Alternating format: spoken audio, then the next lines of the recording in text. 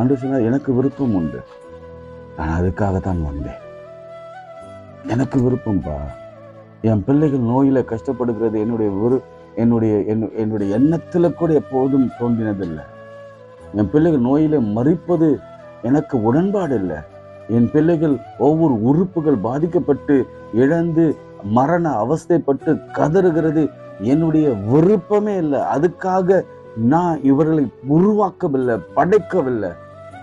என் பிள்ளைகள் வியாதியிலே மரண அவஸ்தைப்படுகிறது எனக்கு துளி கூட சித்தம் இல்லை, விருப்பம் இல்லை. இல்ல, ஆண்டவருடைய எண்ணமே கொஞ்சம் பாருங்க. நீங்க யோசிச்சு பாருங்க. நம்ம அப்படியே ஜுரத்துலையும், நம்ம அப்படியே கோவிட்லையும், அல்லது ஒரு கேன்சர்லையும், அல்லது டிபிலையும், அதை இப்படி தான் இறக்கணும்னு ஆண்டவர் விருப்பப்படுவாரா? சத்தியமா பட